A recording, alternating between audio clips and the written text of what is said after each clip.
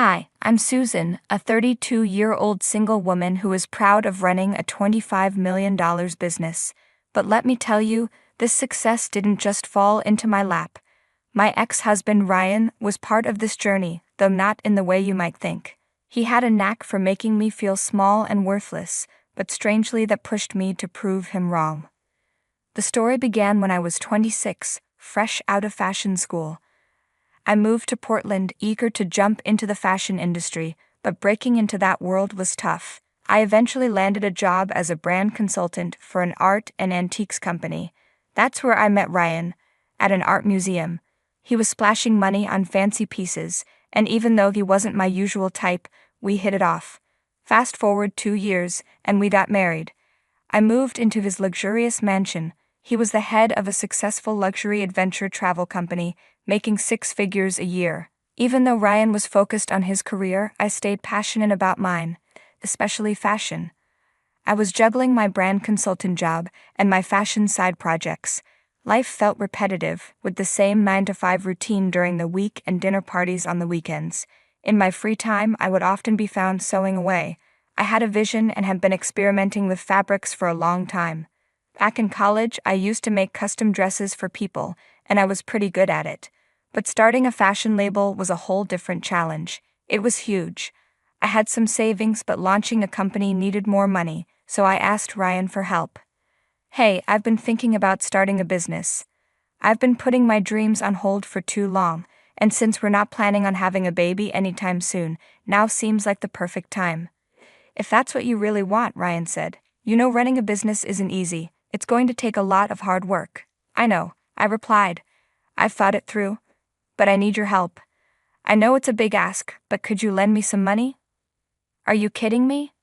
I promised when we got married that we'd be in this together. Of course, I'll help you. With Ryan's support, I took the leap and started my own company.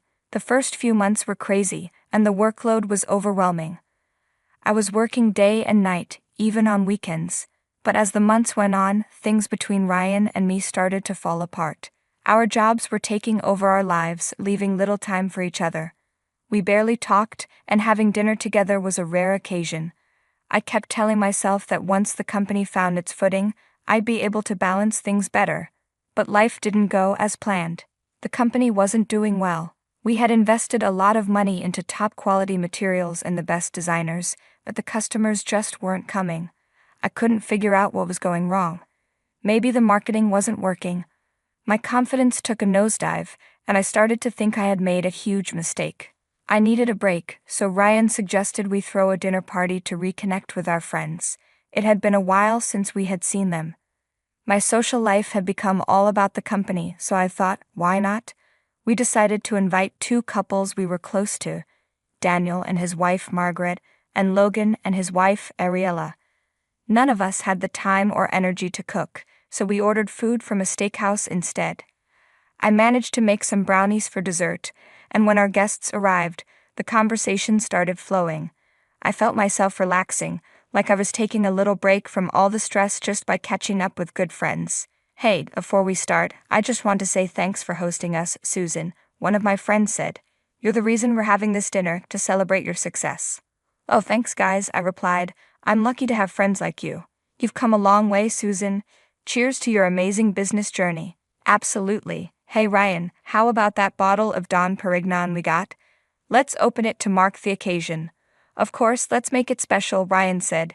You guys know how to turn any gathering into a celebration. That's how we roll. Here we go, the good stuff. To friendship, success, and the little moments that make life special. Cheers. All right, let's dig in. Everyone, help yourselves, someone said as we all started eating. Susan, you've really created something amazing with your creativity. I saw some of your designs in the back, Logan commented. Thanks, Logan, I said.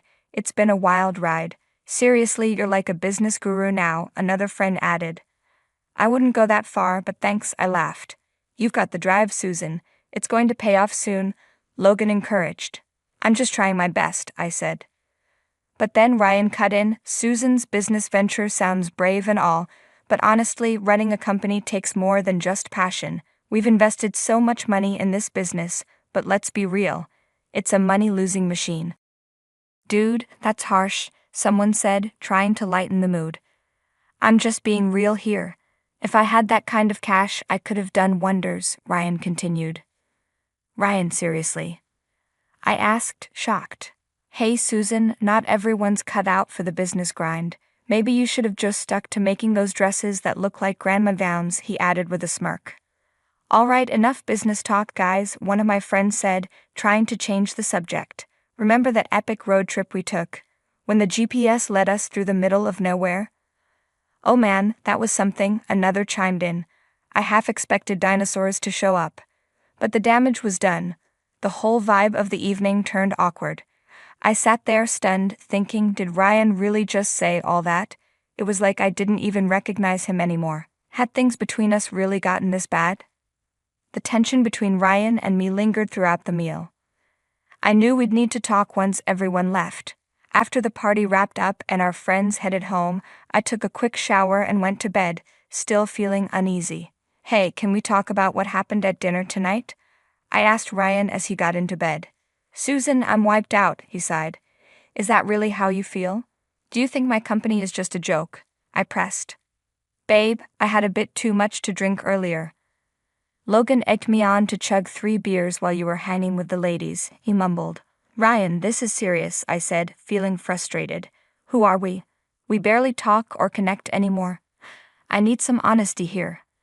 Honesty, fine. Your company is tanking, big time. It's the worst investment I've ever made. Remember when I splurged on that crazy expensive vintage golf club? Yeah, this beats it in the dumb department. Honestly, you're not cut out for this. I'm struggling to believe this. You were so supportive when I first shared my business idea. Honey, as your husband, I couldn't exactly shoot down your dreams. Wait, so you're saying you faked it? Sometimes, yeah, you can get a bit dramatic, and honestly, if I'd been completely honest, I thought you might hold it against me forever. You never told me that. Well, I'm telling you now. Think about it. You got what you wanted, didn't you? Take when we met at the museum. You were all about work, setting up that show. But instead of focusing on your job, you managed to snag a guy like me, who's pulling in 6 figures. So, you really think I'd married you just for the money? Let's be real for a second. You were stuck in that underpaid job until I invested in your company. You were and are nothing without me. I had other options, women doing better than you, but I picked you. Instead of complaining, maybe show some thanks. You know what, Ryan? Maybe we should take a break. I was devastated and hurt. Ryan was supposed to be my biggest supporter, but instead, he acted like he was the one who made me. I started questioning everything about the man I married. Taking a break seemed like the right move to clear my head. Ryan always had a huge ego. You could tell by the way he talked to our family and friends, but treating me this way, that was a shocker. So I packed my stuff and stayed at my sister Megan's place for a while. She had her own spot and needed a roommate, so I moved in. Some of my work was done from home, not just at the office we rented for the company, so I ended up hauling a lot of stuff to Megan's too. Throughout all this, Ryan didn't say a word to me. It felt like a silent standoff. Setting up at Megan's and getting organized was confusing that first week, but they say everything happens for a reason. I threw myself into work, grinding day and night. Without a man in the picture, I had plenty of time to hustle. Megan introduced me to some new people, who then connected me to more folks, and my network started expanding. I rethought my whole company strategy and decided to hit reset. Ryan had seriously underestimated me. With the right support, a positive mindset, and some encouragement, my company took off. The demand for my clothes skyrocketed. Everyone wanted them. Social media influencers were all about promoting my brand. I was on cloud 9. The truth is, Ryan had been trying to get in touch with me after I moved out. He called nearly every day, but I ignored his calls. Eventually, I thought it might be time to sort things out. I planned to swing by our house to grab my stuff, and maybe, just maybe, patch things up with Ryan and consider moving back in. When I got to the house, Ryan wasn't there. I went into my old office first, gathered my things, and then figured I'd leave him a voicemail.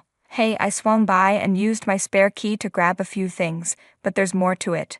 I wanted to see you too. I might have gone a bit overboard. I paused the voicemail as I walked into our bedroom, and my jaw practically hit the floor. There were women's clothes all over the bed, a black silk robe, a couple of dresses, even makeup scattered on the dresser. It hit me like a truck.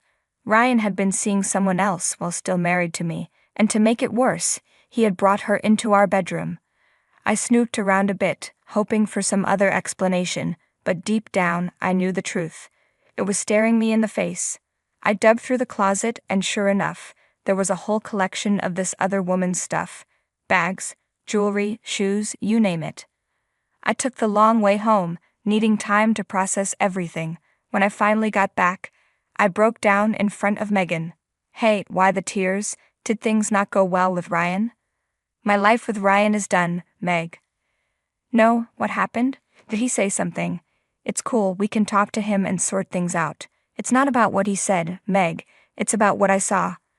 I walked into our bedroom expecting to just grab my stuff, and what do I see? Another woman's clothes are everywhere. Wait a second, are you saying he's been messing around with someone else? Like cheating? Yep, you got it. And not just anyone else, Meg. He brought her into our bedroom, our freaking personal sanctuary. Can you believe that? Oh, Sue, I'm speechless. That's like a whole new level of mess. I'm so damn sorry you're going through this. Honestly, Meg, I'm not sure if I'll ever be okay again. I mean, here I was, second-guessing my decision to take a break from him, thinking I was overreacting, and then I walk in and… Sue, listen to me. You're so strong, and you deserve way better than this. We'll get through this mess together, step by step. Look, you've got that big fashion event coming up. Promise me you'll focus on that, okay? Don't let this mess with your head. You know what, Meg? There's just one step I'm taking. I'm calling my lawyer tomorrow to get that divorce ball rolling, and the next time I'm facing Ryan is when I'm handing him those damn papers. I just can't find the words to say to him. The disgust is too real. Are you sure about this? I mean, maybe you're rushing into it? Nope, Meg, I'm sure. He had the nerve to diss me and act like some hero for choosing me over better girls. But cheating and fooling around with someone else? Sorry, but that's a deal breaker for me. Whatever you decide, Sue, I've got your back. Your call, your life. I'm in your corner all the way. I stuck to my word and called my lawyer, so the whole divorce thing was in motion. Meanwhile, I had this massive marketing event for my company. Big shots and major names were going to be there, so I had to keep my head in the game. And trust me, my company was in full bloom. Not to boast, but let's just say I made some pretty lavish purchases for myself. Anyway, I made sure to invite all my friends to the event. When the big day came, famous faces, social media stars, and just regular peeps like my friends were all in the mix. I was running around, making sure everyone was having a blast. But then the security guys pulled me aside and told me there was this drunken dude at the entrance causing a ruckus. His name was Ryan. I was fuming. He must have heard about this through our mutual friends. I made my way to the entrance. Seriously, Ryan? Is this who you've turned into? I could ask you the same thing. Just go, Ryan. There's no room for you here. And what about you? Look at this whole spectacle you've created. What exactly are you trying to prove? Ryan, can we just… You thought throwing a party and gathering people would magically make you important and successful. You're a screw-up. This is a screw-up. Let's not do this now, okay? We can talk tomorrow. Sure, go ahead and do what you're great at. Find another rich guy in there and bleed him dry, you vampire. I reached my limit and finally had enough. I made sure he got escorted out. The whole night was ruined for me. My mood hit rock bottom. But I decided to keep the incident to myself. I didn't want to spoil anyone else's time. By then, I'd grown so much stronger and I knew what I had to do. The very next day, I sent him a hefty check, just to prove a point and deflate that massive ego of his. He tried calling me for days afterward, but I gave him radio silence. Finally, the divorce papers came through. I decided to give them to him face to face, and let me tell you, it wasn't just one paper I wanted to hand over, it was two. He spent ages tearing me down, making me feel like I was worth nothing. He wrecked our marriage and even succeeded in raining on my parade during my big day.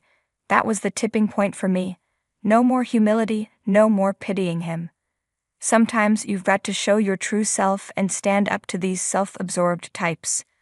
I headed over to our place, knocked on the door, and Ryan answered. We stepped inside. Honey, I'm sorry for everything. You know, it started as a joke and got out of hand. Yeah, we had our differences, but... Enough, Ryan. You think you're innocent in all of this?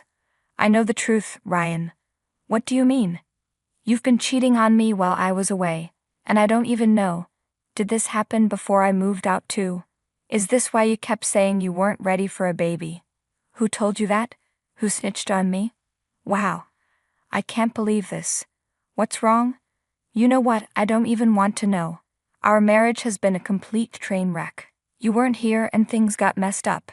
But what we have is real. Real? Ryan, you don't respect me. You don't love me. You just care about yourself. Is that what you think marriage is? I didn't even cash the check you sent me. I want us to be together. Let's move past this. You know what? You should cash it. It's just money, and honestly, it means nothing to me. But you made such a fuss about it all these years. Come on, Susan, just let it go. What's your deal? I'll tell you what my deal is. I have 2 things for you. Check this out. What's this? Divorce papers. It's time we put an end to this mess. Wow, so you're really leaving me? You think you can just walk out like this? Ryan, it's not about thinking I can, it's about knowing I need to. Come on, Susan. You're not seriously doing this, are you? We've been through so much. Hold up. What's this? Oh, just a little something I thought you might find interesting. My balance sheet for the $25 million business you thought was a joke. Wait a minute, you're telling me this is your business? Ding, ding, ding, you got it, Ryan. The same business you called a money-losing machine. But how the heck did you? Oh well, that's the thing. While you were busy doubting me, I was hustling behind the scenes, making strategic moves and building my empire. Surprise. No way, this is insane. You did all of this without me. Yep, without you. It turns out I don't need someone dragging me down with their negativity. I can't believe it, you've outdone yourself. Funny how success looks good on me, huh? Ryan was seriously shaken. I've never seen him so speechless in my life. His whole I'm Mr. Know-It-All vibe was gone. He seemed like he'd swallowed a lemon or something. With the divorce papers signed, I finally feel a sense of relief. I am officially single and ready to take on the world, starting with New York, the fashion epicenter, next month. Word on the street is that Ryan has turned our old place into some kind of bachelor hangout. Apparently, he's constantly moping around, wallowing in his own regrets. Meanwhile, I'm out here, totally owning the success game. It's like this constant high of proving him dead wrong. There's no need for someone else to define my worth. I've got that covered, thanks.